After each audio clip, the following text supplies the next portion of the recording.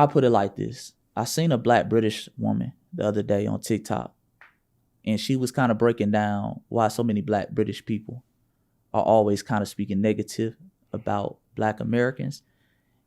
And what it came down to is a lot of people are tired of us in the diaspora, I'm speaking Black diaspora, being the main character. If this was a film, it seems like Black Americans are always the main character. It seems like no matter how you cut it, slice it, or dice it, even not by our own doing, we're always the culture. Right. You know what I'm saying? Like, I don't really know who is the top musician in Africa right now.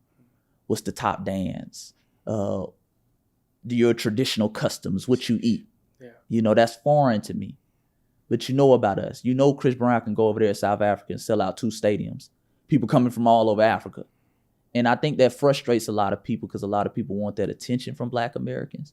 And we just like, bro, we got so much culture here. We're so into our own thing right now, not out of disrespect, but that we're not really paying attention to what you're doing. We're not trying to emulate you. Salute to what you're doing. Matter of fact, I try to write about African culture and their inventions and their achievements. You know, I try my best to do that. But it's not the first thing on our mind. You see what I'm saying? That we're not waking up saying, man, I wonder what they're doing in Zimbabwe today. You know what I'm saying? I'm in Atlanta. You know how much motion is going on in Atlanta right now? You know what I'm saying? Yeah. How much construction and stuff they building. Yeah. We were just talking about the World Cup before this. Like, it's so much motion going on here. And I think because we don't give them that attention that they give us, they view themselves as giving us because they know everything about our culture. Right. Or at least they think they know everything about our culture.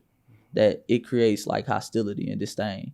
And unfortunately, it's led to a lot of envy and jealousy, you know. And I have to say that because some of the things we're hearing come straight out of envy and jealousy. If you're going to say, I don't know where I'm from, but then you'll tell a Caribbean person, you allow them to say they're Jamaican.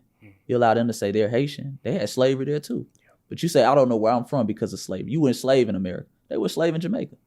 They were slave in Haiti. But you allow them to say that. That's envy and jealousy. There's no way I can cut it, slice it, or dice it. You see what I'm saying?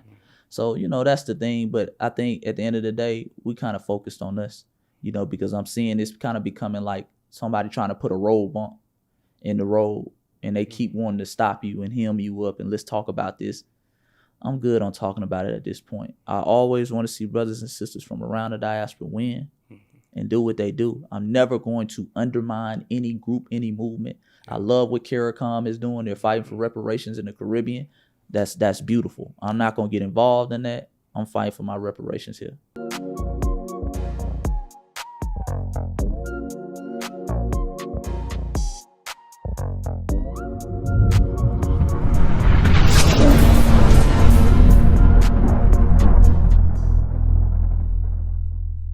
Good people, what's up, what's good? Blessed be your host, Caleb Smith. Today, we have a very special guest in the building, man. It's a phenomenal young brother, bro, who's killing it. I would say one of the voices of our generation, for real, man. Author, creative, intellectual, and so much more. Brother Chase, how you feeling, man? Man, brother, I'm good. I'm excellent. Just taking it one day at a time, man. Glad to be back with the family. Yes, sir, man. It is an honor, brother. Recently, too, I was just saying, bro, it was crazy from seeing all the old clips from our previous conversations then seeing how that sparks further conversation in the comments. And I'm like, y'all, it's crazy timing because right now, hey, we got a brand new one for y'all. But absolutely. Chase, how are you feeling, bro? It's been a minute. How are you doing? How you feeling right now? Man, I'm feeling excellent, man. I'm just more appreciative of life, you know. Coming up on that big 3-0. Come on now. This year. So congrats. It's like, man, you know, it's a true blessing because I got friends and loved ones who didn't make it to see that big 3-0. That's so right. Man, I'm extremely blessed. Just taking it one day at a time and getting more and more passionate about my work each and every day. So come on, you know, it's a blessing. Yes, sir.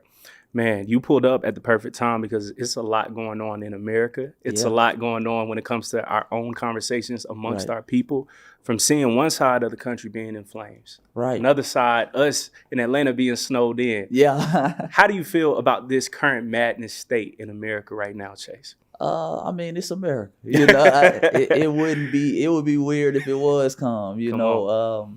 And it is just like I say, it's just one of those times where as I get older in age, you're just more appreciative, you know, looking at what's going on out there in LA with the fires and things of that nature. You know, it just make you count your blessings every day. And even being snowed in, you know, I was like, it was kind of cool seeing the snow because I ain't seen no snow in a minute in Atlanta.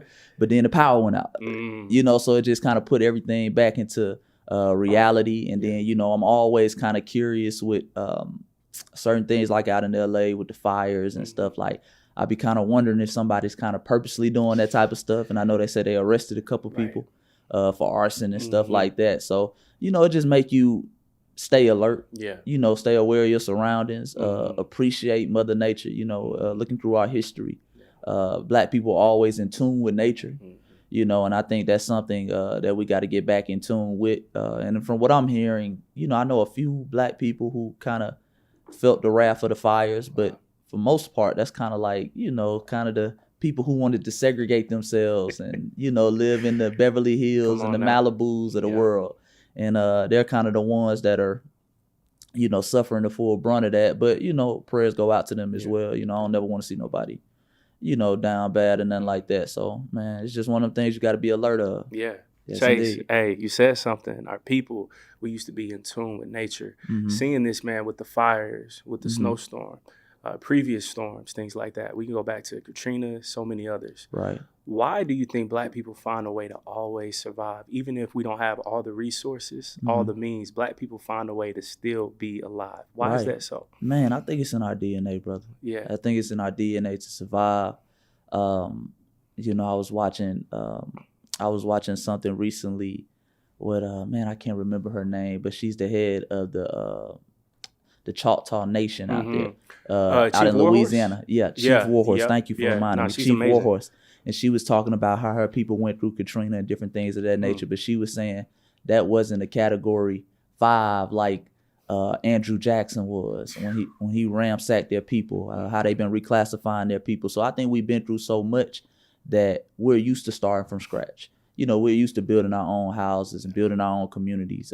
It's almost part of the Black way of life, you know. So I think the natural disasters, it's just another opportunity for us to rebuild, you know, and continue to push forward. So, you know, of course.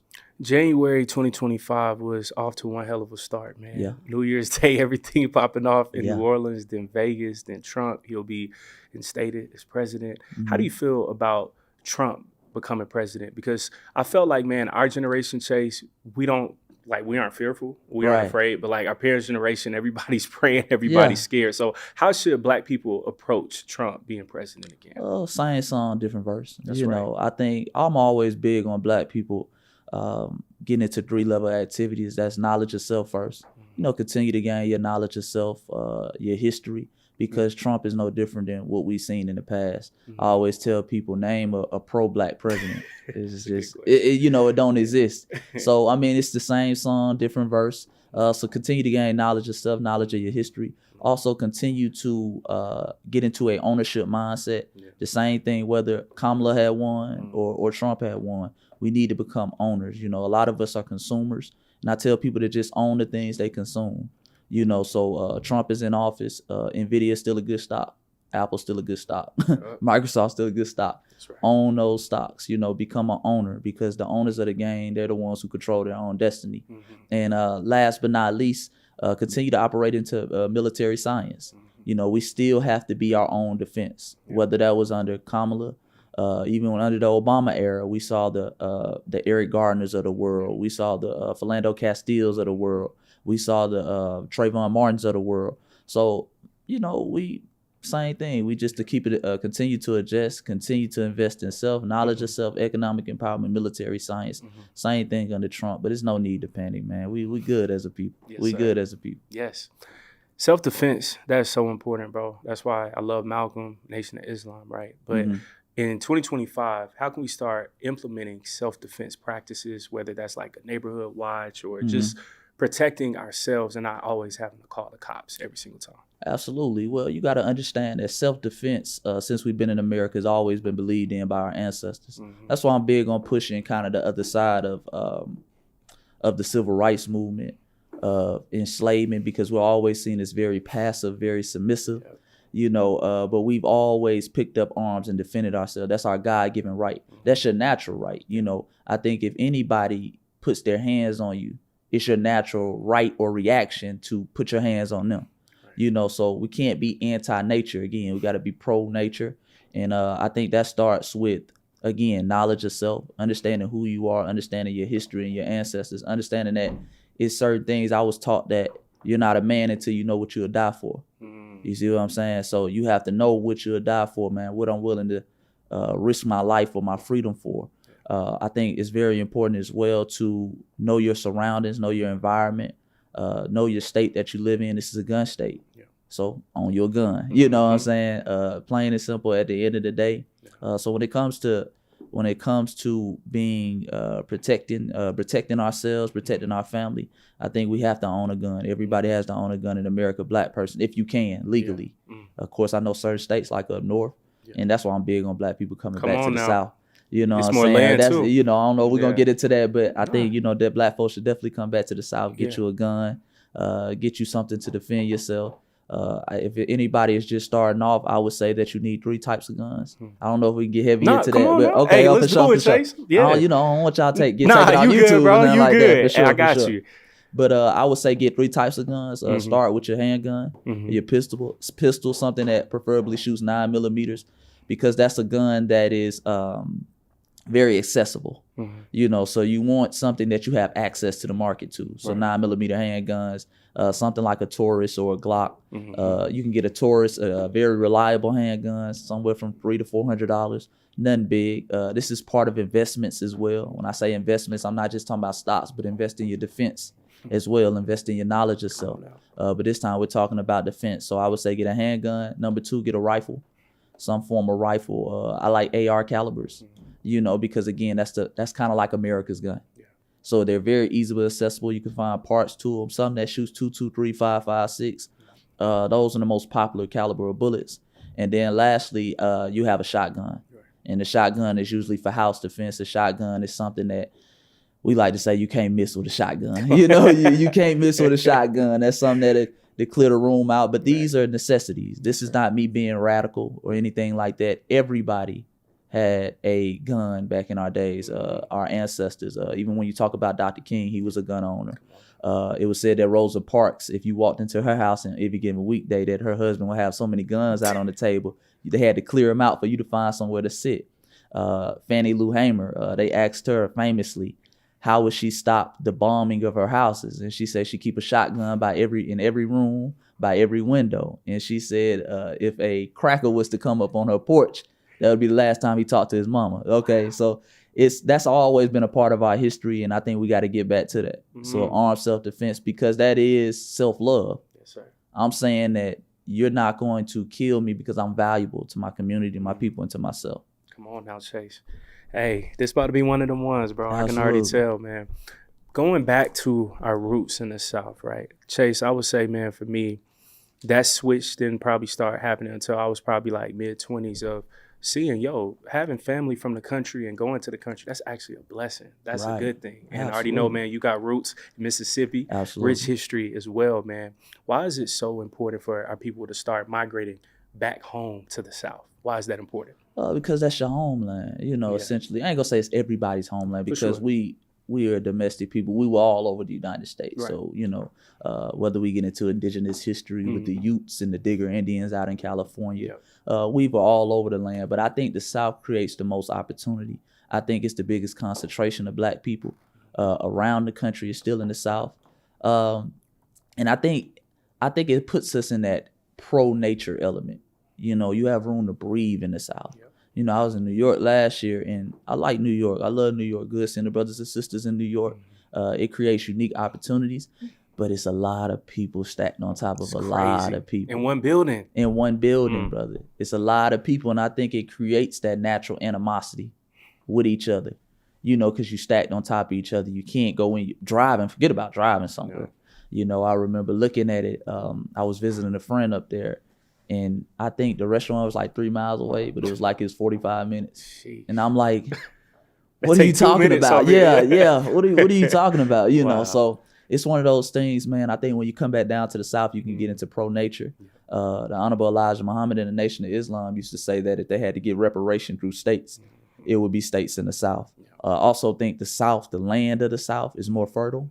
So a lot of people talk about growing your own food, doing things like that. Like my parents are from the Mississippi Delta, known for some of the most fertile soil in the world. You know what I'm saying? So good for growing your own food and really getting into that independent mindset. So, you know, that's why we love the South. And I think everybody should at least have some real estate or at least visit the South, you know, and look at getting stuff in the South. Because the South is, you know, the South is coming up. You know, imagine getting some real estate in Atlanta 50 years ago. You know, it probably would have been a great investment. You'll be set. I'm pretty sure. Yes, sir, man. Mississippi, how can we get that state back popping? Because, Chase, I don't think people truly understand during the Civil War, that was the richest state in America. Absolutely. And right by the Gulf of Mexico, right by water, rich land, the Delta, to your point. How can we get that state back popping again as Black people? Mississippi is a very special state, man. Mississippi is a state, like you say, that one time was the richest state in America.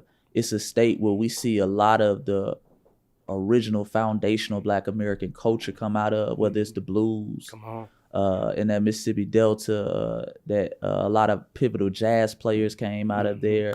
A lot of people, I was just looking at the other day, come out of Natchez, Mississippi, some of the early singers and musicians that traveled abroad who kind of put America on the map as a kind of a helping to build this wonderland that is America. So I think it starts overall to get to the point with we have to have opportunities. You know, Mississippi is now one of the poorest states because of the lack of job opportunities. So I think we have to go there. And that's one thing I plan on doing in the internet era, because I really don't need to be in a physical location. Right. I just need a cell phone. I just need my computer. You know what I'm saying? So we have to go there and provide jobs. We have to go there and provide opportunity. I went home last summer. My cousin didn't know what ChatGPT was. Wow. And it's like, it's a different world. It's a different world.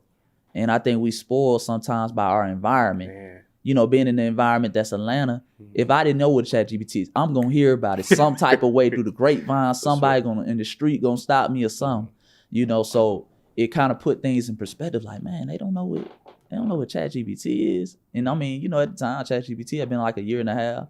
And they probably still haven't used it or anything like that. So it's about environment, filtering that environment through jobs, through knowledge of self, taking pride in the land. You know, that's why I'm big, the older I get, in being prideful in where you're from. Because I think some people, you know, and not a shot at Pan-Africanism, but some people fantasize about foreign lands and they don't appreciate the land that they own. So they don't feel a need to build nothing. They don't feel a need to do nothing. They trying to escape. They trying to get some money and go somewhere else, come to Atlanta, when the richness of Mississippi is all around them, the opportunity in Mississippi is all around them. So, you know, like I say, it always starts at that foundation. And, you know, Dr. Claude Anderson talked about this with the powernomics concept, as far as you starting at that economic floor. Folks in Mississippi, if they're listening right now, you got to start banking Black. You got to start buying back. You got to start circulating that Black dollar, you know, and then from there you get into the politics. Mississippi is actually, I believe, if I'm still correct, it is the state that is the majority, one of the only states that's majority Black. One of the only states that's majority Black. So Black people have a lot of economic power. They have a lot of political power if they really want to. They can really be in position to get some of these folks out of office who are not doing anything, you know. So that's the main thing, man. Just really, it starts with, you know, knowing where you're at, knowing your land, and knowing your power, you know. And then all of us coming together as a community and building. Politics, right, Chase? How should we go about our Black vote? Because some people feel like we shouldn't vote. Some people are super to the left of voting is the only way. How do you feel about approaching I think Black voting is a tool, bro. You know, at the end of the day, people don't understand. It's just a tool. You know, sometimes that tool is useful. Other times, you might have to choose the pen or the sword or the, you know what I'm saying, or the dollar. But it's simply just a tool. You know, one of the things I love studying is how the Asian community, how they go about politics. I've truly never seen, whether online, in person, an Asian person talk about voting, being passionate about voting. But no matter what president, Asia, China, something, the Asian community is always the center of attention. You know, I remember when we call him Jim Crow Joe, got in there, got in office. I remember we got the hate crime bill because a few Asians were being attacked in New York. So we got the hate crime bill. But I'm like, man, ain't nobody ever said Asians don't even guarantee you they vote. They don't vote. But what they understand is the power of the dollar, the political dollar. They understand the power of the PACs. You know, I'm a big advocate of black people, whether you vote for the left or vote for the right, come together, pool your money together and buy both parties. You know, I keep telling people, excuse my language, but politicians are hoes to me. You know what I'm saying? You have to work them. You have to make them earn. You got to make them earn to the highest your vote. Bidder. Yeah, for the highest bidder. Yeah. Buy both of them. Yeah. So whether Trump wins, whether Kamala wins, we own both of them. Okay, here we pulled together $10 million for you. Okay, this is what we need. We got $10 million for you. This is what we need. Right. Plain and simple. And now we can hold them accountable because money talks. You know, it's always said that it takes about $1 billion to be elected president. Yes, sir. You know, so that every dollar counts. You know, the Elon Musk, he understands that. He said, man, listen, I'm gonna put my political dollars behind Trump. And now they done created a position for this man. Bro, Tesla gonna be straight. You see what I'm saying? Yeah. Nobody said, hey, you giving you a vote. They just wanted them dollars. You know what I'm saying? That dollar and that endorsement. And now, you know, like you say, Tesla gonna be good. Yeah. They done created a whole political position for them that never even existed before. You know, so that's the crazy thing. So again, going back to your point, you know, voting is just a tool. Yeah. Sometimes I believe in pulling your money together, getting PACs. Sometimes I believe in showing people, you know, you got to pop out here and create some political unrest. You know, that's the thing that gets things moving as well. Let's not forget 1967, the long hot summer, where black folks had been marching for years and decades for civil rights acts. But it wasn't until the long hot summer of 1967 that black folks started rioting and burning down Detroit. Right. Burning down Newark, burning down Tampa, Florida. It was unrest all across this country that politicians said, okay, hold on, we gotta, because we're getting $1 billion bills in these cities. We got federal assistance, buildings are burning down this city. We need to change something. So don't sleep on that. You know, everything has to be open because politics is nothing but war without bloodshed. That's all it is. It's still war at the end of the day. And in war, you got to do what you got to do in order to achieve your goal. Come on, brother. Chase, man, talk about that civil unrest, because so many times, right, when we were taught in school, it was about the civil rights movement. Everybody was so docile and kind, but people aren't talking about the deacons of defense. People aren't talking about that summer that you just spoke about. Yeah. And so many other things that were happening at that same time. So take us back during this era, civil rights time, what was actually going down? Absolutely. Well, you know, our ancestors were doing what their ancestors did before them. You know, we can even go back before that. The great Frederick Douglass once said that the best tool to stop a slave catcher is a revolver. You know what I'm saying? Like, they were really active. It was by any means necessary. You had groups of men like William Lambert, who had the Order of the Man of Oppression up in Michigan. These were a group of rider brothers. Any slave catcher came up there, they knew, listen, you got to get out of here. These folks will hem you up. You know, Ohio is one of them places that Ohio doesn't get enough credit during the days of slavery for being a place where they got active. The black folks there in Painesville, Queen Mother, what's her name? Aunt Polly, I believe, out in Ripley, Ohio. She was known to carry boiling water in the night. Any slave catcher that came looking for anybody on the Underground Railroad, she was looking for you. You know, so you asking about, where's John? She asking about, who are you? And she got this boiling water for you. So they were piggybacking on that movement that their ancestors knew about. But going back to the civil rights movement, the Deacons of Defense, you had things like, what's my brother's name? Oh, man. Deacons of the Black Panther Party, the Black Panther Party out there. The Black Liberation Army, who was never talked about, who were running in courtrooms and blowing up stuff. That's who got Assata Shakur to Cuba. Wow. The Black Liberation Army, after she shot 2 cops. They were like, okay, well, we finna get up out of here. You know, so we always had that black grassroots, that military, that physical force that was willing to get things done by any means necessary. And that's very important. So like you said, you had the long hot summer of 1967 where you had riots in Newark. You had brothers coming home from these wars, Vietnam wars and places like that, or former troops sniping police officers from the roof. You had people out in the 70s, even after the 70s, that made sure the 70s didn't get out of control. You had the zebra killings. I don't know if anybody's familiar with the zebra killings. The zebra killings were brothers from the Nation of Islam out there in San Francisco, California, who went on a killing spree. They're known as serial killers out there. They were just killing anybody white any given night. And it really shook the state of California. It really shook the city of San Francisco. So much so where they basically gave birth to the first stop and frisk. Anybody black, the police officers were just checking them. And a lot of the black community activists were like, no, man, when the Zodiac killer was running around here, y'all wasn't doing that.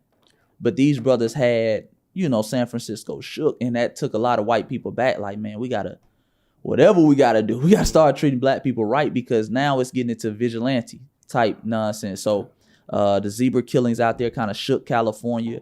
The Glenville shootings out in Ohio. These were things that were going on in the 70s, you know, even after. That's why they always act like, well, the lynchings and the civil unrest stopped in the 60s, because they had to, because it was full-blown guerrilla warfare in the times after that. So, that's always been a part of our fight. That's a part that we have to embrace, because other communities embrace it. Other communities understand that, listen, if you're out here killing white women, white children, we're going to get justice. We ain't going to wait for justice. You see what I'm saying? So that's a part of the game that our ancestors knew, and a part of the game we have to understand. And I know it's not a pretty thing to talk about. I know a lot of people kind of look for coalitions, and that kind of scares the coalition, that scares the white people, that scares the Asian coalition or whatever we think we got with other people. But it's a reality. Yeah. So, yeah.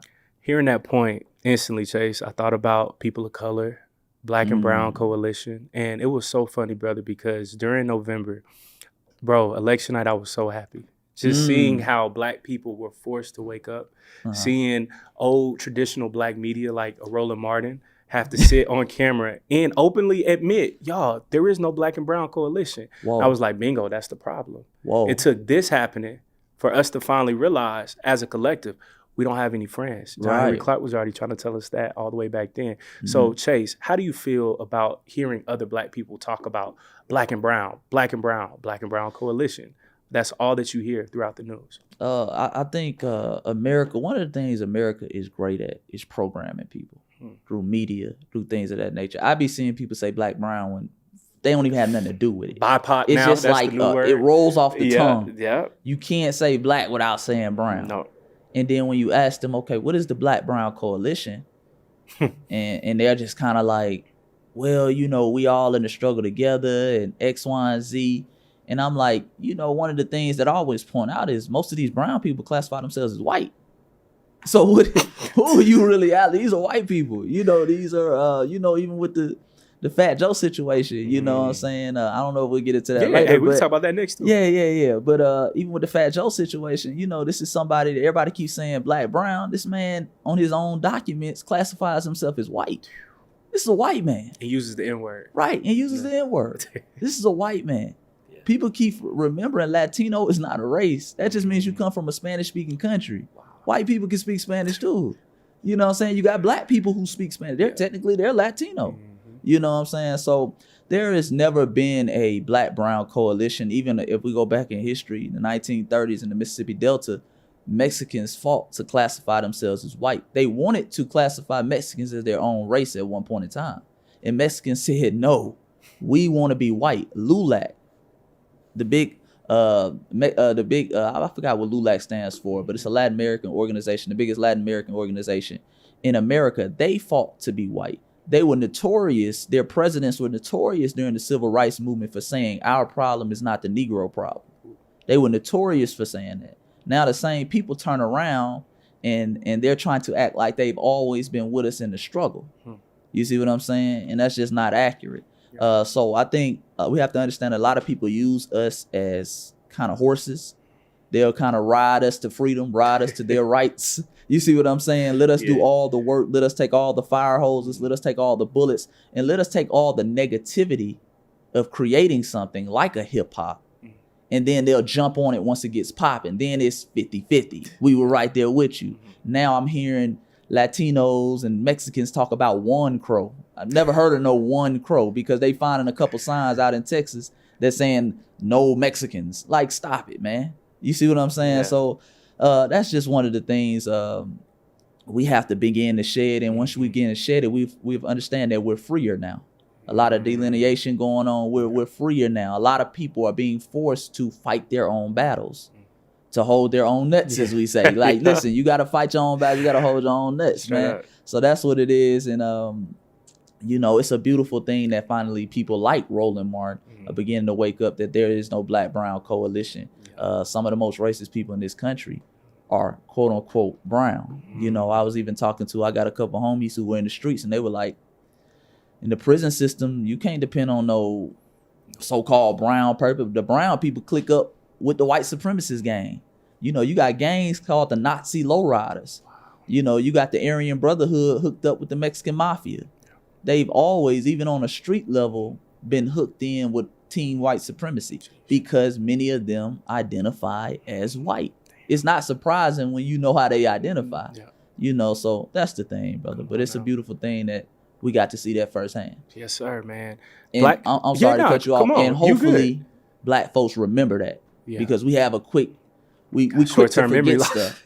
We'll forget how they did us, and then the next election roll around, we be hollering black and brown again, you know, because it's programming. So, yeah, absolutely. Chase, how can we just avoid the previous pitfalls from 2024 where everybody's trying to get right at the last minute? We aren't demanding tangibles from Kamala. Right. Everybody's trying to play it safe and say, just keep Trump out of office just for Trump to win.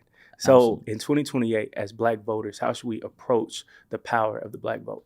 Absolutely. In simple terms, we have to be political daily, weekly, monthly, yearly. We can't wait until election time to pop up and be political. We can't wait till election time to invoke our ancestors. That's another big thing. During election time, everybody wants to talk about their ancestors. Hey, man, you know your ancestors died for the right to vote. Because I'll say publicly, I didn't vote because neither candidate was offering me anything. So I was willing to sit back and let it crash and burn. Whatever happened is going to happen. You know, and that's what you have to be willing to do. We have to understand, going back to what I said earlier, voting is a tool. Sometimes it ain't meant to be used. You know, if nobody's offering you anything for the vote, well, let me let you crash and burn, especially with the Democratic Party, who depends heavily on the black vote. That hurt them. A brother like me not voting, a brother like me with a platform and letting people know, listen, I'm not voting and I'm not going to be shamed into voting. That was a big thing. And I still continue with that. And that same thing goes for local politicians too. You know, what are you doing? You know, I'm not going to vote for you just for representation or symbolism. You know, at a point in time, I do understand our ancestors voting for symbolism. It was powerful for them to see, for their daughter to see a black woman in office. It was powerful for them to see their son, a black man in office, a black man in a quote unquote positions of power. But now what are you doing? Because it also works in reverse. Okay, you saw that black man in a so-called position of power, but you didn't do nothing. And I think that's what a lot of people saw this election with Kamala. Like, okay, we saw with Obama, a black man in office, and he didn't do anything. 8 years. Yeah, we saw some of the worst killings by the police under Obama than any other people, and all we saw him do was sing in church. And it was like, okay, well, you know what I'm saying? That is demoralizing when you got this man who is afraid of people that he is more quote unquote powerful than. So, you know, I think a big thing is, like I say, man, just staying active year round, constantly reminding people, constantly having knowledge of self, constantly studying your history. Okay, they're playing the same games on us that they played with our ancestors, but not neglect. They won't even mention our name. They won't even say foundational Black Americans. They'll say black, and then they'll start talking about immigration. Wait, who are you really talking about? You know what I'm saying? They'll say people of color. I've heard people say urban, the urban community. What the hell? Like, you just say who you talking about, man. Be specific. Say our name. You know what I'm saying? And that's what we have to make them do. Say our name and say what they're going to do specifically for us every day, every week.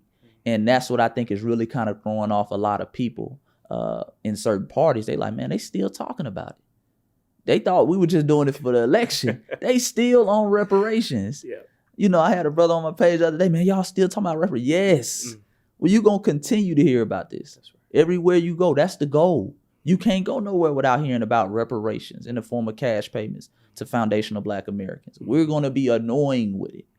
You can't come talk to us without it. You know, so that's the big thing, man. Continue to communicate. Chase, right now, from seeing with Fat Joe how our people basically got him out the paint. He went from hosting the Hip Hop Awards. He was at the White House. Everything hip hop was synonymous with Fat Joe. Why do you think right now our people have like an all-time influence when it comes to foundational Black Americans? Because I hear it on the Breakfast Club now. They got to say it. I hear it on the news. Why is our influence, our impact so important right now? Man, I think because knowing our history, again, going back to knowledge of self, we're understanding that our lineage is what glues us together. Mm-hmm. That's what all of us are cultivating around, this lineage of foundational Black Americans, that descendants of American slavery, that you went through Jim Crowism. You know, grandma got land in the South. You know what I'm saying? You grew up eating oxtails and chitlins and pork chops. That type of energy is what is really the foundation of this nation. So I think a lot of people are looking at our culture and we're saying, man, listen, we got to gatekeep this. We are a phenomenal people. Hip hop, jazz, rock and roll, blues. And we're always a people who are looking to get better every generation. So I think a lot of us studied and a lot of us said, okay, at one point in time, Black people were known for country music. Country music is white now. Yeah. You don't even see anybody talk about the Black origins of country music. Rock and roll was ours. You see what I'm saying? Still the Godfathers of rock and roll, Little Richard, all those. That was considered nigga music, to be frank. You know what I'm saying? Now that's gone.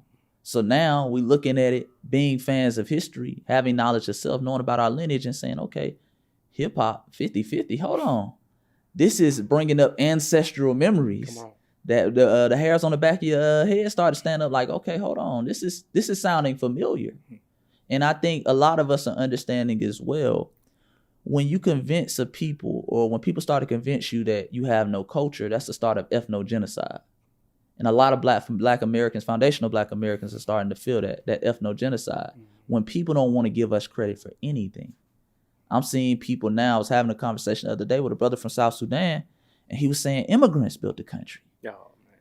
And I'm like, but he was serious. Like, he wasn't trolling. He wasn't coming at it from a malicious standpoint. He was saying immigrants built this country. He was saying everybody cultivated hip hop. It's this running thing where you never give foundational Black Americans credit. You chop off your right arm before you give them credit for anything.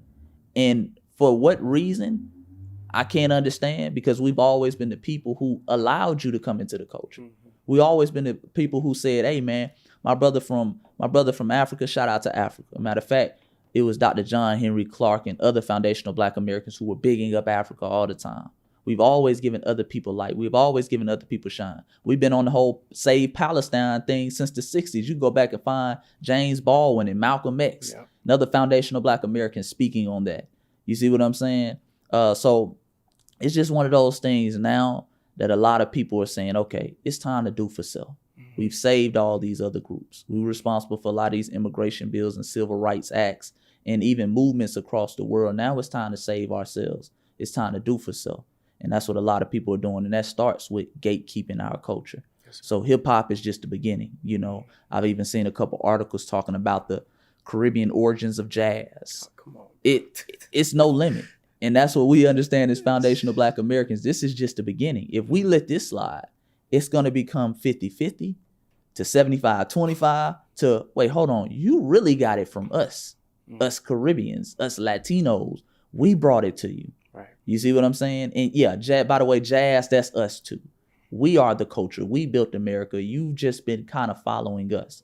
And we say, oh, no, we can't allow that, because that's the start of ethnogenocide. When you can convince the people that this ethnic group doesn't exist.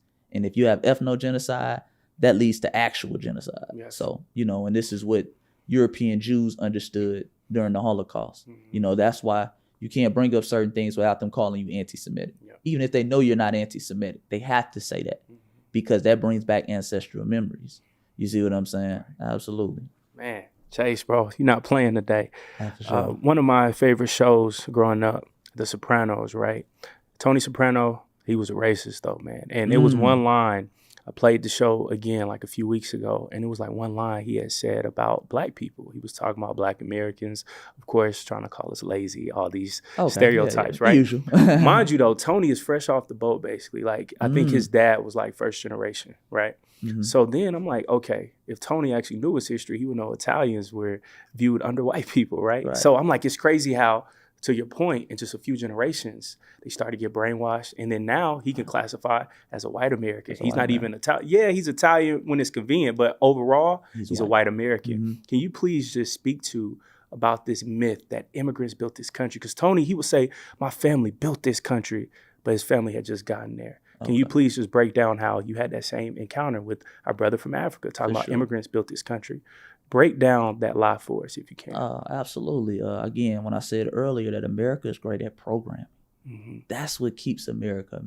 America goes around and sells the dream. Yeah. And many times it's with foundational Black Americans.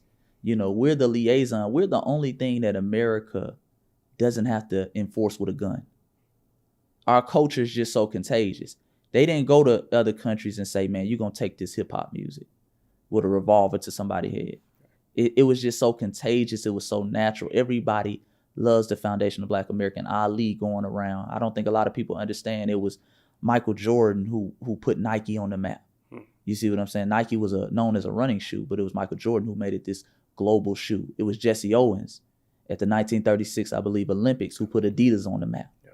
I mean, we're those people that put everybody on the map. But going back to what you were saying, as far as why do these other people think this, the program.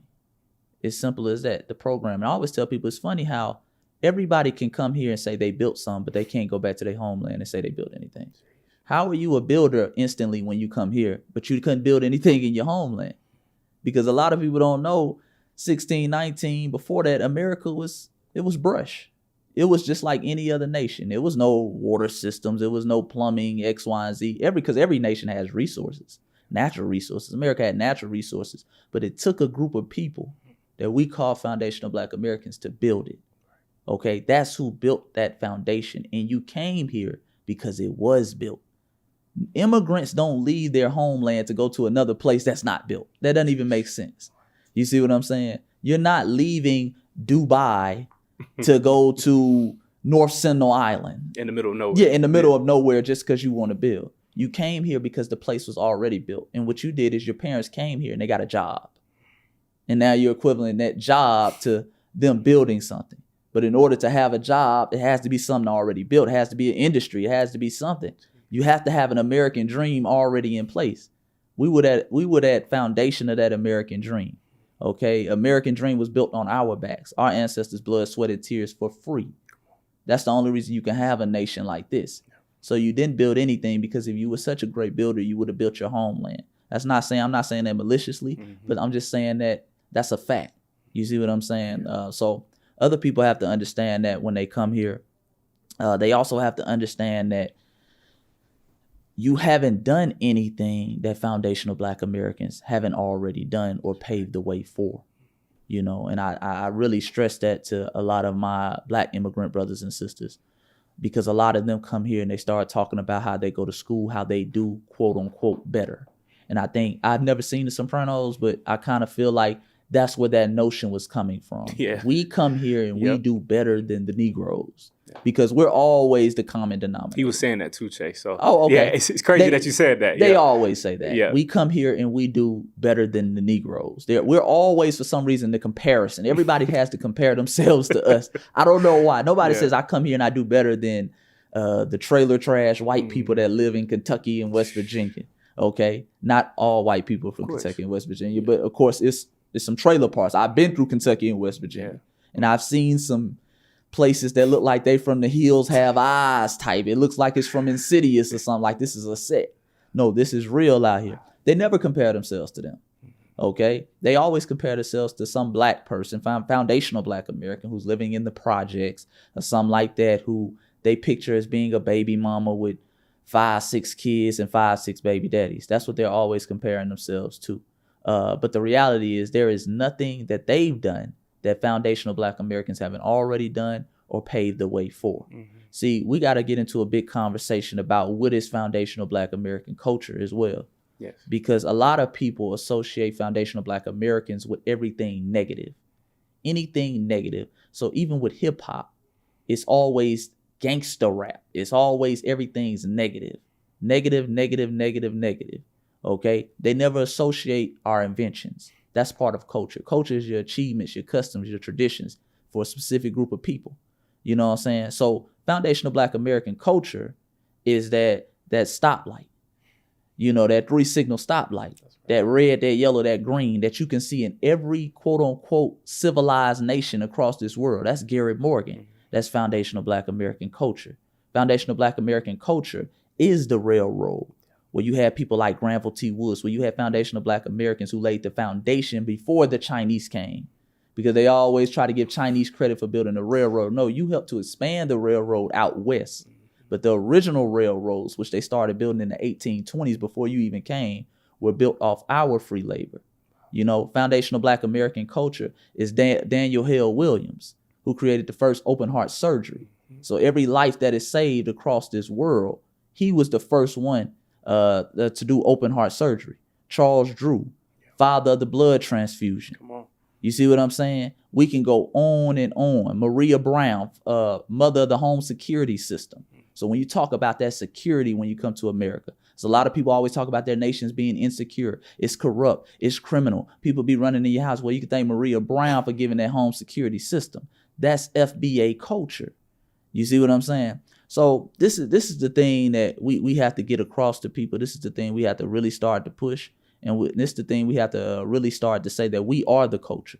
We are the American dream, and we help to provide that. Jeez, Chase, you came in and dropped 50 today, bro. You got me feeling inspired, man. Yeah, for sure. That's the point. Got to be inspired by your ancestors. Hearing that too, Chase, about our culture, our people. So many times on social media, you will see on TikTok these cultural debates, right, where people, and I'm not saying this to call out certain people, but our African brothers and sisters sometimes who look like us would come over here and try to say, they'll be dressed up like us from head to toe, and say that Black Americans have no culture. How do you feel as somebody who has roots in Mississippi, who lives in Atlanta? Right. Bro, you come from the blackest areas that any person could possibly come from. Yeah, for sure. Hearing a person that comes to your soil and say, your people, y'all don't have a culture. How do you feel about that? Unfortunately, I'm not really surprised by it. At this point, it kind of used to catch us off guard a little bit, because we've always looked at Africans as our brothers and sisters, as Black Americans. That's the reason why we just said we were Black. You know, we never said, oh, no, you're African, you're Nigerian, up until recently, when we realized we had to start distinguishing ourselves. And a lot of them will say those types of things, and they'll say, well, when I came here, I was picked on in school. Yeah. And I think it goes back to when people don't understand your culture, they'll just say you have none. Part of our culture is playing the dozens. Yeah. Part of our culture is roasting. It might be called different things. We call it roasting down here. Other people in Mississippi, they call it joning, cracking, different things. That's part of our culture. That's fun and games. But a lot of people don't know all of our culture is rooted in our ethnogenesis in this country. See, we used to roast each other because we understood that you gotta be mentally tough in America, bro. This white man calling you nigga, you can't get emotional. You get emotional, you get lynched. So what we gonna do, I'm gonna talk about your mama. I'm gonna talk about your daddy. You know what I'm saying? I'm gonna talk about these folks. And you need to show me you're mentally strong. Because see, everybody knows the moment somebody roasting you and you get emotional, you lost. Yeah. Oh, now you wanna fight. You lost. Oh man, nigga sensitive, man. You know what I'm saying? I'm born and raised in Atlanta, so that's how we do. You know, we start off the day. You come in the gym early in the morning, we cracking. Yeah. You already know, and it's out of love. But a lot of us don't know now where that comes from, but that came from being mentally tough, because again, you couldn't be overly emotional. You had to learn how to function in these workplaces. Lewis Latimer, who's sitting up here making a light bulb for Alexander Graham Bell, the telephone for Alexander Graham Bell and Thomas Edison, you think he didn't hear no bad faith remarks in there? But you can't get emotional. You can't let them get you off your pivot. So we still kept that same tradition to this day. That's why we're the only group who continues to fight. We continue to fight. Even when they say, stop being a victim. You're complaining. You're this, you're that. Oh, man, I heard worse than school roasting. Oh, I'm what? I'm this, I'm that. Oh, you're lazy? Man, I ain't worried about that. What's up with them reparations? Oh, quit being a victim.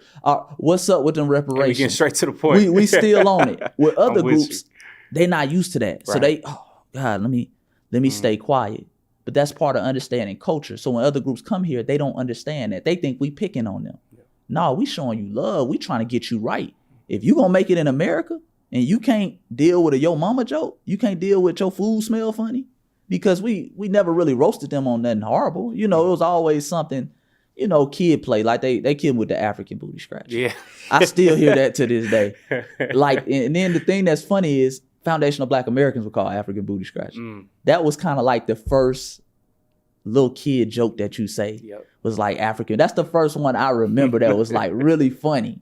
Like, and the funny part of that wasn't even the African part. It was like, you scratching your booty, that's bro. That's the part you really need to be focused on. Yeah, that's the part that was funny because we called ourselves for the longest African American. So why would we be trying to shame the word Africa? The funniest part was the booty scratcher part. But going back to the original question, man, you know, I said that to say that a lot of people, because they don't understand our culture, they say we have no culture because they can't adapt to our culture, because they can't do what we do. They say we have no culture. You have no traditional dance. Dude, we create a dance every 6 months.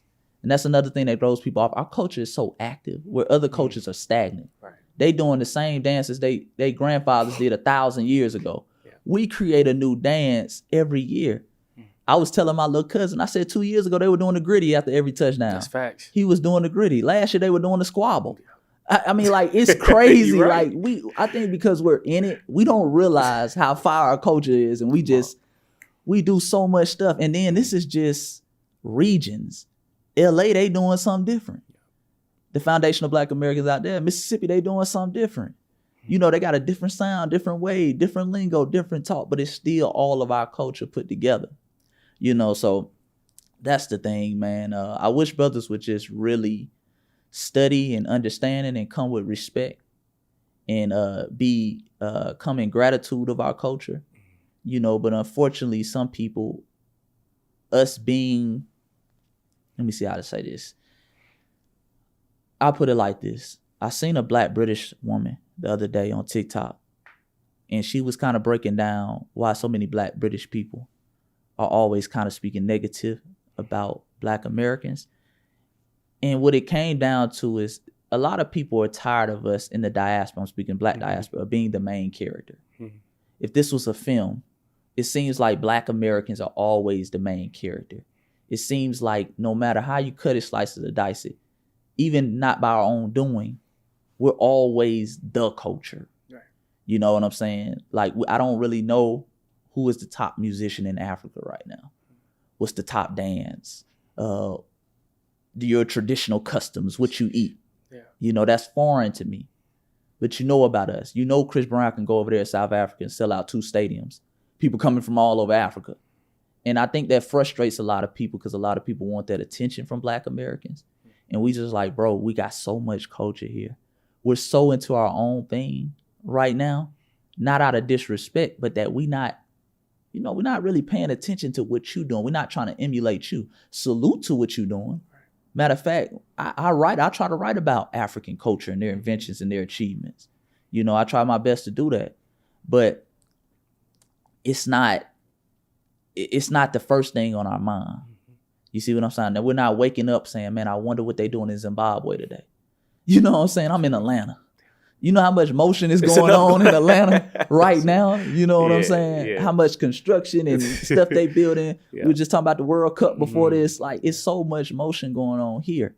And I think because we don't give them that attention that they give us, they view themselves as giving us because they know everything about our culture. Right. Or at least they think they know everything about our culture. That it creates like hostility and disdain. And unfortunately, it's led to a lot of envy and jealousy, you know. And I have to say that because some of the things we're hearing come straight out of envy and jealousy. If you're going to say, I don't know where I'm from, but then you'll tell a Caribbean person, you allow them to say they're Jamaican. You allow them to say they're Haitian. They had slavery there too. But you say, I don't know where I'm from because of slavery. You were enslaved in America. They were slave in Jamaica. They were slave in Haiti. But you allow them to say that. That's envy and jealousy. There's no way I can cut it, slice it, or dice it. You see what I'm saying?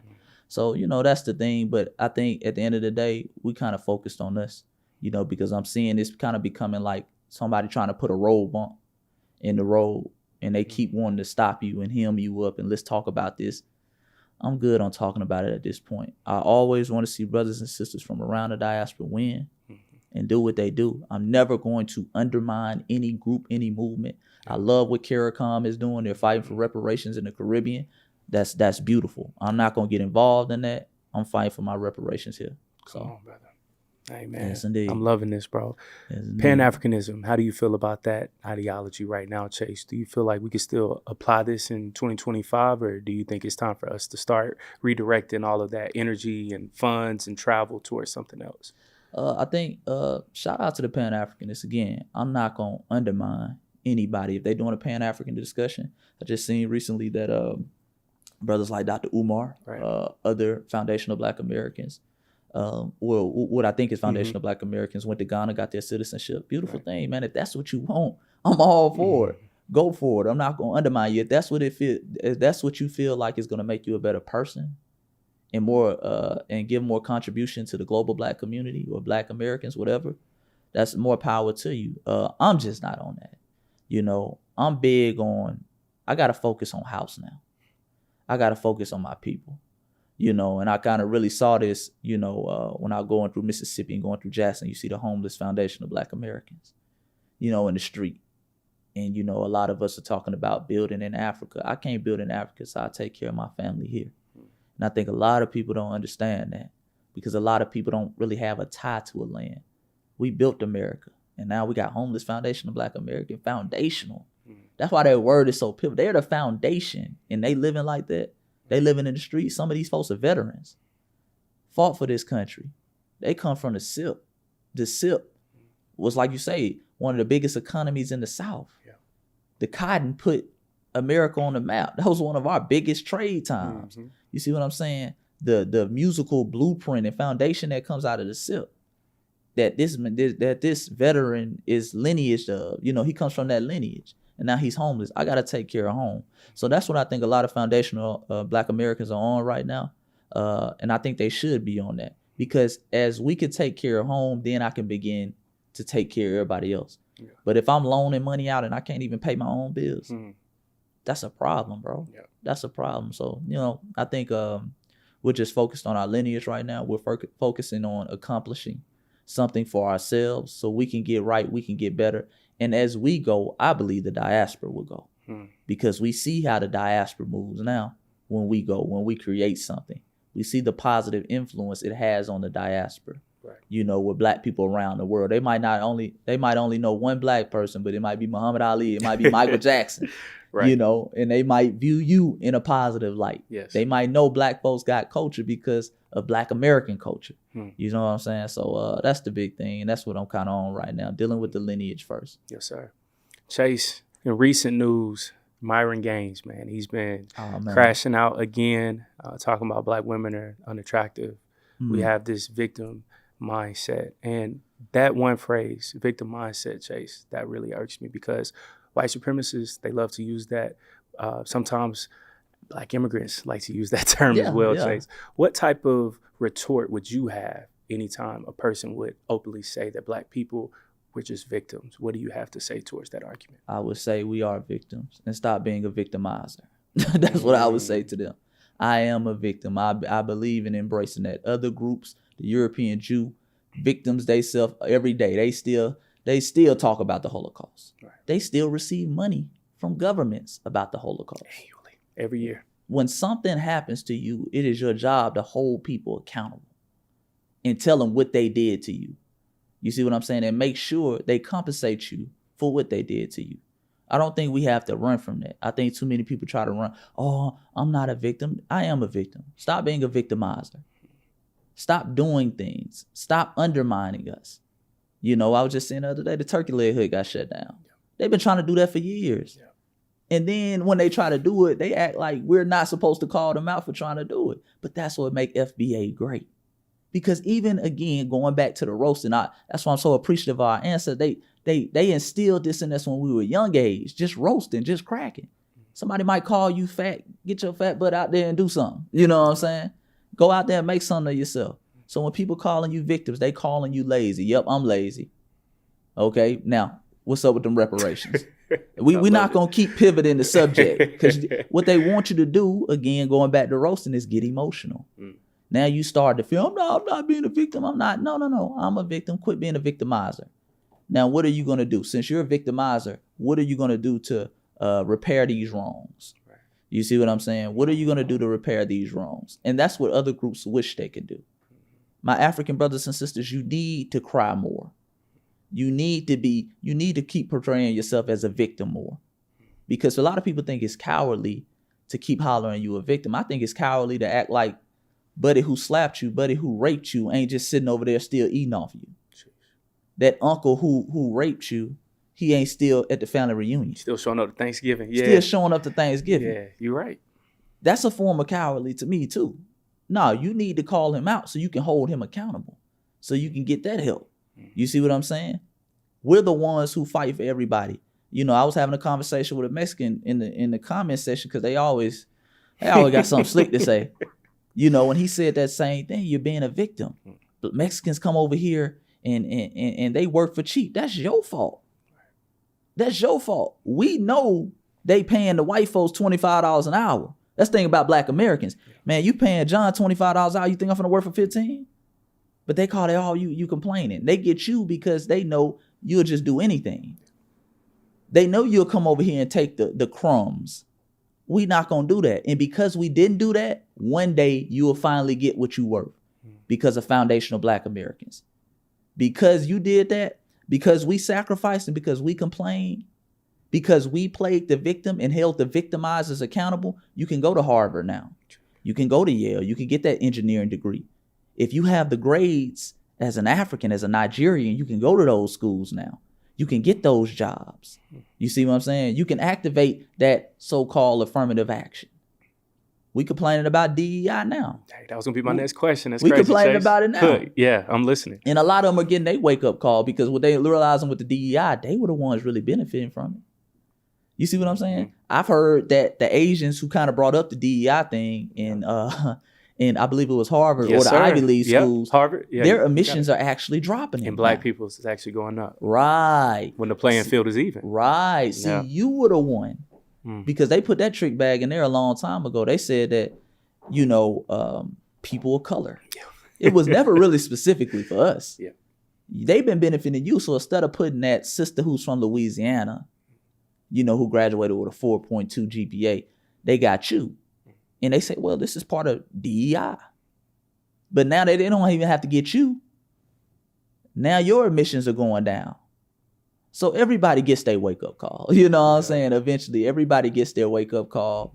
And it's a beautiful thing to see. Yeah. It's a beautiful thing to see. So, you know, again, going back to the original question, the original statement, we are victims. And we need to hold the victimizers accountable. And you keep holding them accountable. You're not going to shame us into not speaking the truth. You're not going to shame us into just being passive and just shutting up and dribbling, as the lady at Fox News once said. You know, we're not going to do that. We're going to speak up. And because we speak up, you're able to benefit. Yeah.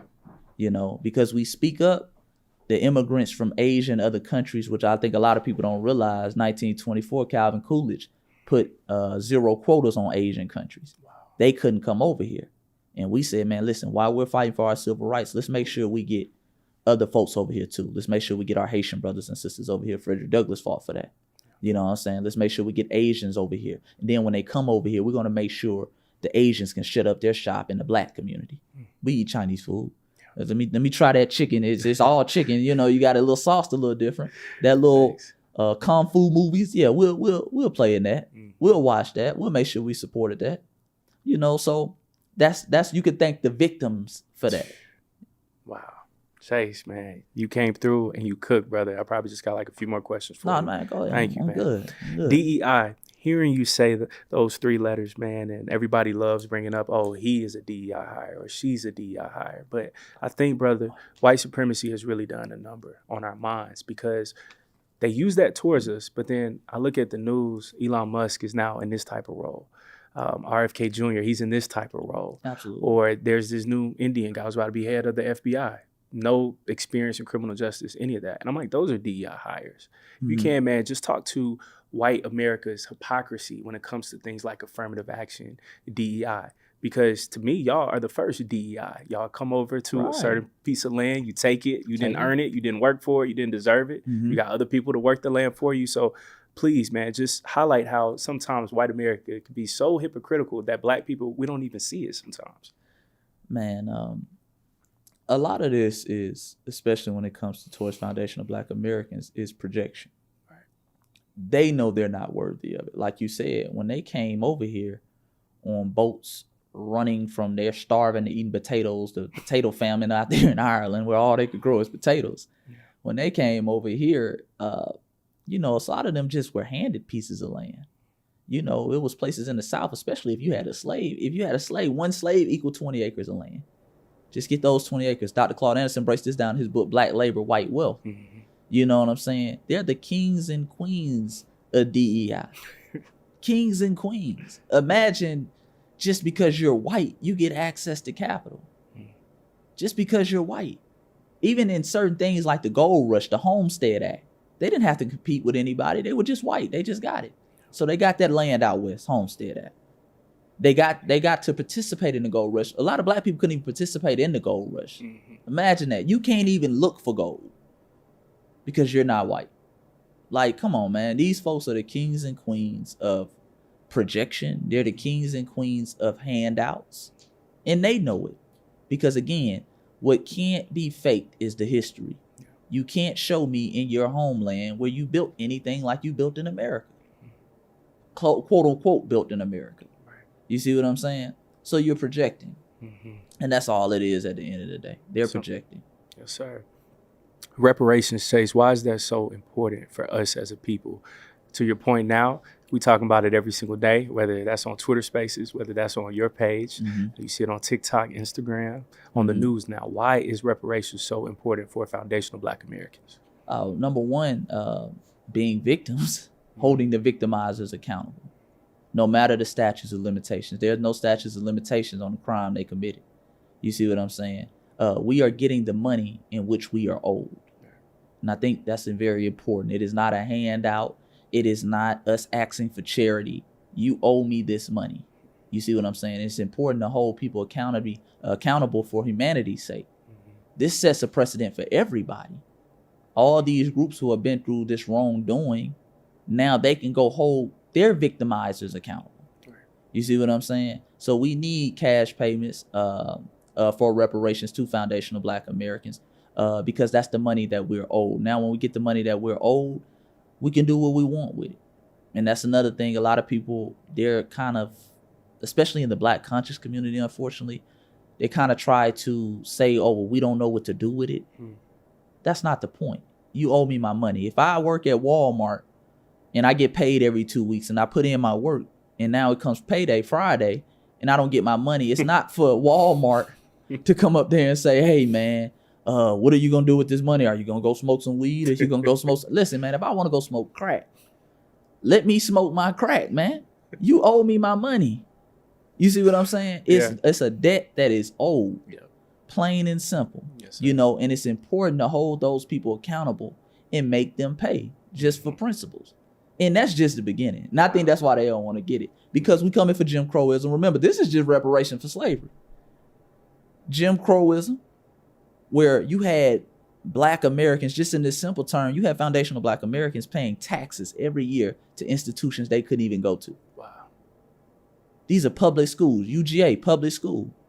You see what I'm saying? Alabama, public school. All these big universities. The foundations. That's why it's a beautiful term, foundation. We are the foundation. We paid tuition. We were helping tax dollars help to build these universities that we couldn't even go to. A lot of people don't even understand that. Yeah. You see what I'm saying? We're helping to build the infrastructure of these cities through our tax dollars. And we can't even participate. We can't even live in certain parts of the city. So, that's the thing, man. That's the thing. That's why reparations is important. Holding these folks accountable, getting what we owe so we can finally begin to build. Yeah, I love that. Chase, let's say 2 years from now, reparation check, it clears to you, straight to you. What is the first institution, I would say, that you would try to build? Man, I would say, for me personally, I would say school. I would definitely get a school because knowledge itself is so important. Even understanding foundational Black American culture, which Atlanta is still mostly foundational Black Americans. We have a couple immigrant brothers and sisters here, Nigerians, some Haitians, a couple Jamaicans here, stuff like that, but it's still mainly foundational Black Americans. building those institutions so they can gain knowledge of self. Because to me, that's the first floor of the revolution. You know, they always say the first revolution starts in the mind. And that's very important. So they can know where they're going. They can know how to deal with certain talking points. They can know what talking points to engage in and don't even engage in it. You know, the lazy, I don't even really engage in that now. You know what I'm saying? Because I know you lost. It's pointless. You lost, bro. Yeah. You lost. Yeah. And I know you trying to get me off my pivot because you know I'm not lazy. Person with common sense know foundational Black Americans aren't lazy. But you're saying that to trigger me. You're saying that to get me emotional. You see what I'm saying? Understanding we got to document the dozens. A lot of our culture is looked at as horseplay. Oh man, but why would y'all talk about each other, man? But again, just breaking that down, knowing that history, I was taught that at a young age. Grandma taught me that about the dozens, what that meant, what that stood for. Now, maybe in 2025, you could say we go hard body with it now, you know what I'm saying? It was just your mama jokes, your daddy jokes back then. Now we get on, you know, people with disabilities and all that type of stuff. But again, the principles of it is if you can survive being roasted by the Black community, ain't nothing can stop you, bro. Yeah. That's why when they say you lazy, when they say you have no culture, bro, come up with something new. That's weak. That's like we used to always say, bro, you said that joke yesterday. Come up with something new. Yeah. You know what I'm saying? You said that joke yesterday. So, you know, it's one of those things like, we got to get to school in order to instill the culture, in order to know where we're going by looking at the past. Mm-hmm. You know what I'm saying? What did our ancestors think we needed to build? Okay, what do we need to build in 2025? Okay, why are we building it? What is our ties to this land? Yes, sir. Not just through slavery, but indigenous before we even got here. You know, we got to really begin to break that down because a lot of people don't understand why foundational Black Americans have such a connection with America. They look at us as, well, you were picked up from Africa and you were enslaved here. You should want to go back to Africa, but you don't know our history. A lot of people don't know our history. You don't know the indigenous presence in America. So I would start personally, long story short, with a school. I think some other things that we would need is a bank, a real Black-owned bank with real capital. The reason why I wouldn't start with a bank, because we do have a few Black-owned banks. You see what I'm saying? But we have very few Black-owned private schools that are not funded by the government, can't be controlled by the government. Me personally, I know some Black charter schools, but I don't know any Black-owned private school that's just funded by the community. Yeah. So I would go with school. I think we need, you know, one of the things that my parents are suffering from in their hometown, Greenwood, they don't have a hospital. Wow. Right. So unfortunately, due to the lack of jobs, a lot of gun violence, and brothers are dying off being shot in the shoulder. Because the next hospital is they got to get airlifted to Memphis. What?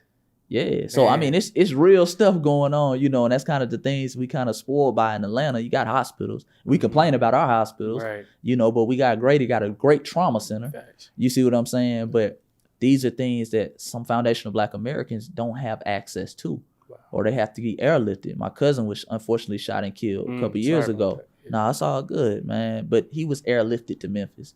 You know, it kind of made me think like, man, maybe if we had a local hospital. That's a lot of time. Yeah, that's a lot of time. Even the plane ride, I think, is like 20 minutes. Wow. You know, so that's a good little portion. And this is, you know, by the time the helicopter get there, you got to send the helicopter. Yep. That might take 20 minutes. You got to land. Right. You got to land. You got to get them in there. Then you got to send them to Memphis. That's right. You see what I'm saying? So it's one of those things that we can do a lot of good with those reparations. And I think it's a lot of people like yourself, like your queen and other like-minded people that we know who are going to do powerful things with it. And that's why they don't want to give it to us. Yeah. Because they seen what we've done with nothing. They seen what we done with white supremacists all around us, the Black Wall Streets we built, not just in Tulsa, but Durham, but the Villa down in Jacksonville, the Ville in St. Louis, Central Ave in LA, 7th Street in Oakland, Harlem. You got 2 Brooklyns. You had the Brooklyn in New York, but a lot of people don't know about the Brooklyn in Charlotte, North Carolina, popping. You did that with nothing.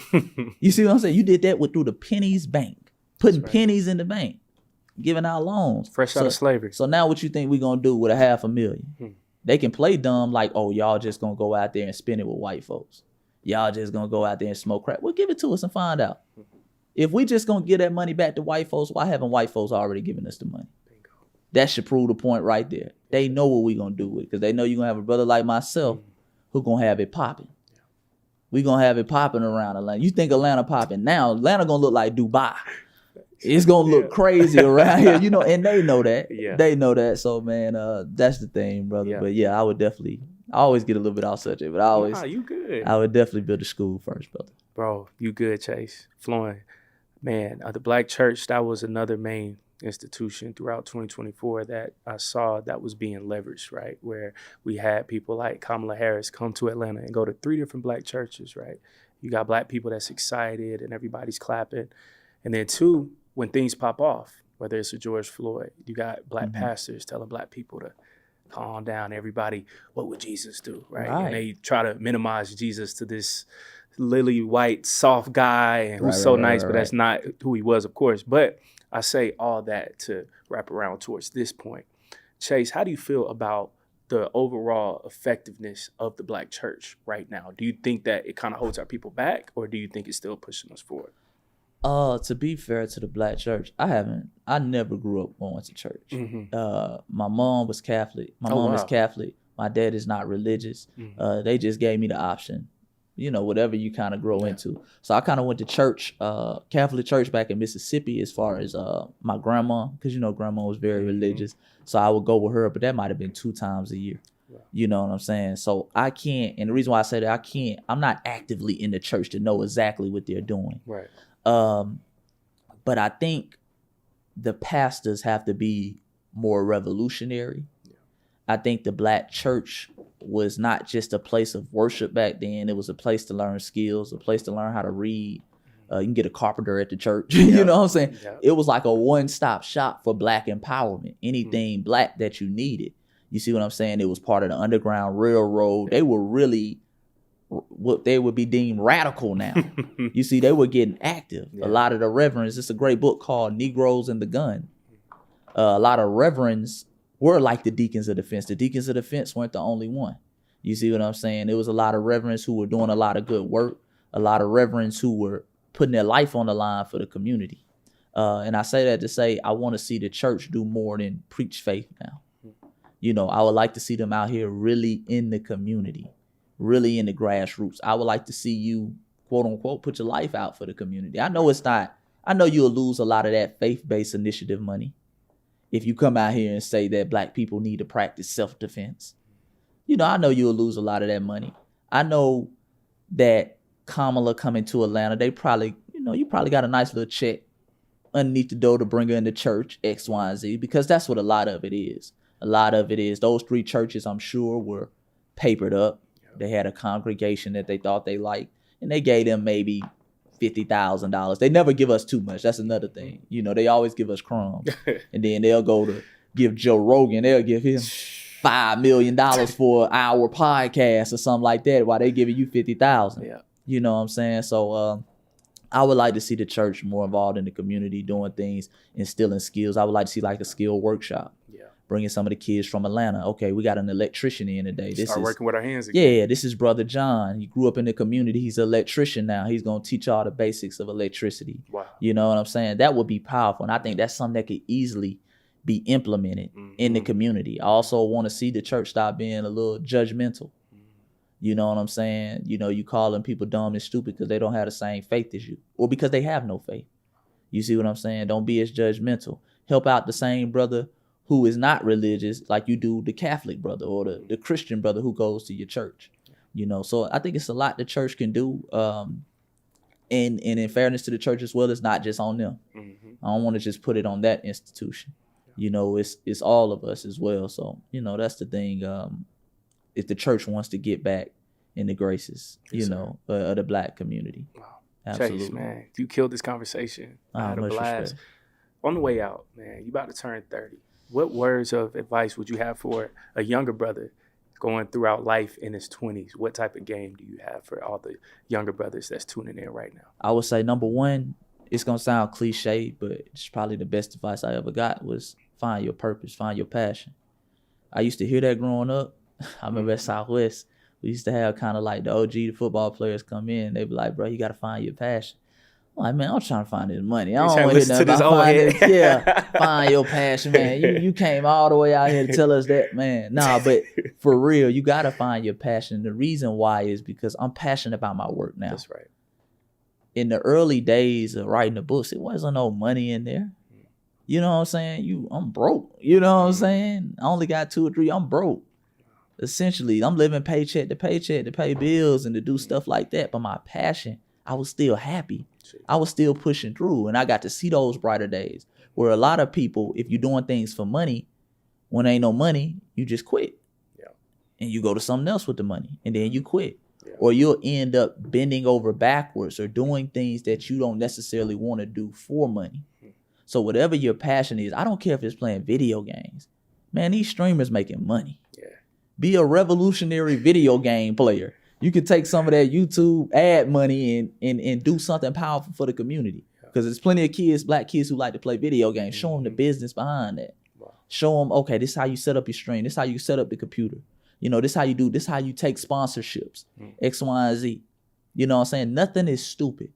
Black people are some of the most creative, foundation of Black Americans, especially some of the most creative people on earth. So whatever your passion is, if a sister likes to grow crops in her yard, okay, let's be passionate about it. And when you're passionate about it, okay, let's figure out how to monetize this. Let's figure out what we can do. We can sell fresh fruits to the community. Right. We can do X, Y, and Z, and then you live a life fulfilled. You know, so I would say find out what your passion is. Right. And the way I think you do that is to kind of sit yourself down, no TV, no music, nothing else clouding your judgment. You know, I just came off like a year and a half of being off of social media. Best thing I ever did, bro. Wow. Best thing. I love when people were telling me stuff and I'm like, I ain't hear about that. Yeah, for sure. I didn't hear about that. I didn't hear about what happened with Shannon Sharp and all this type of stuff until like a month later. Wow. That was a beautiful thing. You know what I'm saying? Because I'm in my purpose. Yeah. I'm figuring out my passion. You know, and during that time, I went from 5 books to 17 books. Come on. So now we in a different type of a stratosphere now. Yeah. You know what I'm saying? Essentially. So that's the thing. I would definitely tell them to find their passion. And then last but not least, I would tell them to, whatever they consume, try to own. So if you got your lady, y'all Netflixing and chilling, see if you can buy some Netflix stock. Yeah. You know, just a little simple stuff. You watch Netflix all day. You know, Black folks are, I always say, we're the greatest investors because we know what's about to pop. That's right.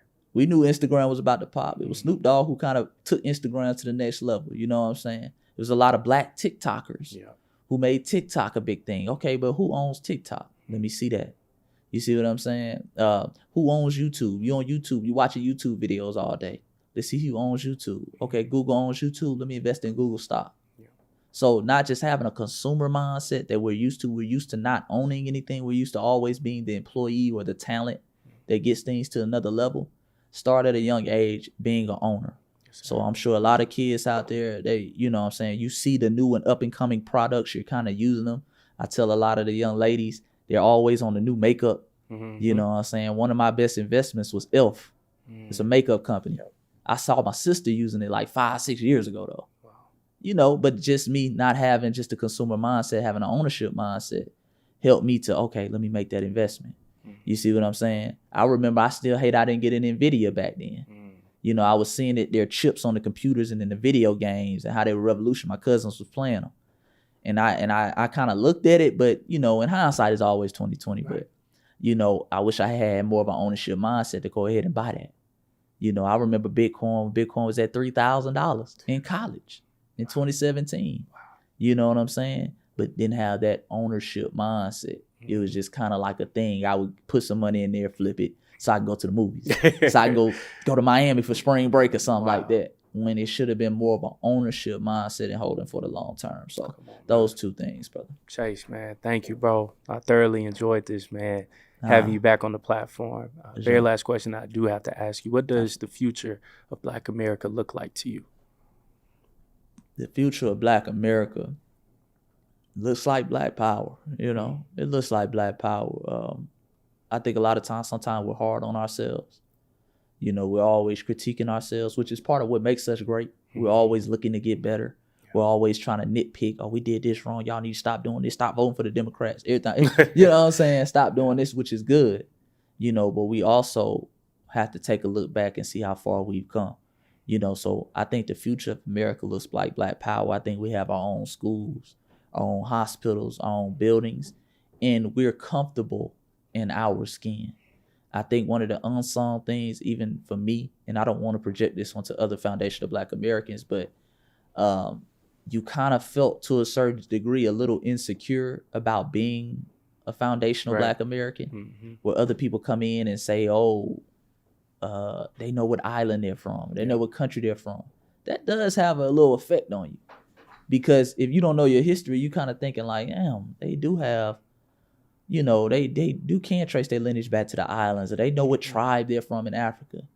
But then having that knowledge of self, you realize, oh, this is my tribe.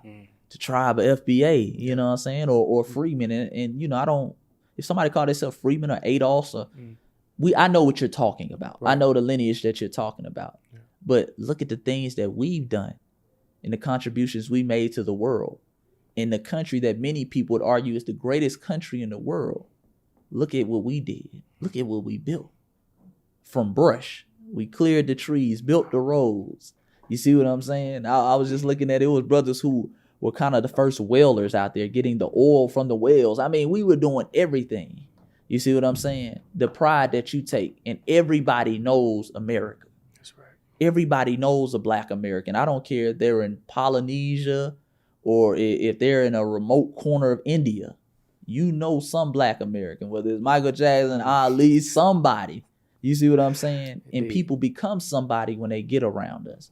So even the brothers who aren't us, like the Garveys, made them a household name. That's Marcus Garvey. That's a legend. Because he got around them Black Americans, and we had that power to uplift people like that. So I think the future of our nation looks like Black power.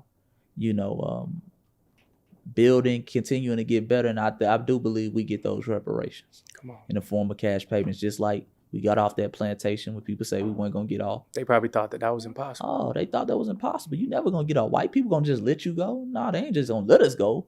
We going to make them let us go. You see what I'm saying? They thought we'll never be able to go in certain institutions. Right. Understand the mindset back then. That's why I love history, because it's nothing new. The same Negroes now telling us we ain't gonna get reparations, with the same ones telling, man, white man ain't gonna let you go to UGA. Are you crazy? They were shaming people back then.